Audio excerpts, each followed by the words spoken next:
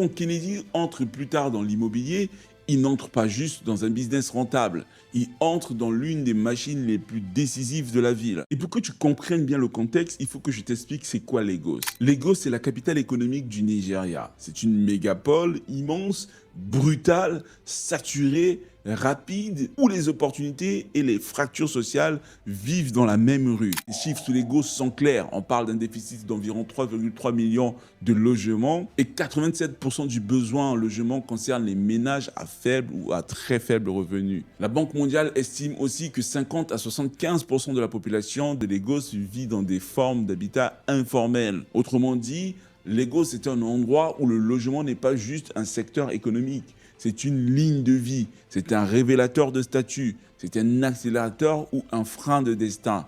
Quand le logement te repousse vers la périphérie, il te vole aussi du temps, il te vole du calme, il te vole de l'énergie. Parfois même un logement dans le standing et en dessous de la moyenne te vole ta dignité quotidienne. Les analyses sur l'emploi des jeunes à Lagos montrent d'ailleurs que le coût du logement en zone centrale pousse beaucoup de jeunes actifs vers des périphéries plus abordables, avec des trajets plus lents, plus chers et plus dangereux. Donc quand Kennedy entre plus tard dans l'immobilier, il n'entre pas juste dans un business rentable, il entre dans l'une des machines les plus décisives de la ville. Il rentre dans un endroit qui se décide qui dort, ou qui se rapproche du centre économique, qui stabilise sa famille, ou qui reste condamné à courir tous les jours. Kennedy va dire que l'une des clés de son succès, c'est ce que son père lui avait laissé. Son père ne lui a pas laissé de patrimoine, mais son père lui a laissé une doctrine. Son père lui répétait souvent que l'éducation était l'unique arme contre la pauvreté. Et ça, c'est fondamental parce qu'un homme peut manquer de capital sans manquer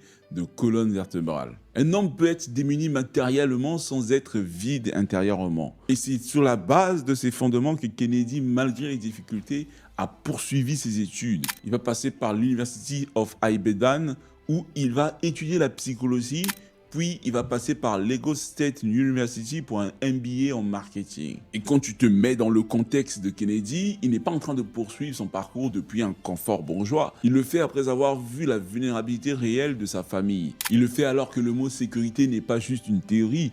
Pour lui, c'est quelque chose de concret, c'est un objectif concret à atteindre. Et c'est pour ça qu'il dit que beaucoup d'hommes et de femmes pensent que leur problème principal est le manque d'argent. Or, en réalité, leur première pauvreté est parfois ailleurs. Il dit que la plupart des gens sont pauvres à cause d'une absence de fondement intérieur, une absence de doctrine claire. Et je comprends ce qu'il dit parce que dans l'absence d'une structure intérieure qui t'empêche de te dissoudre, au premier choc, tu exploses en plein vol.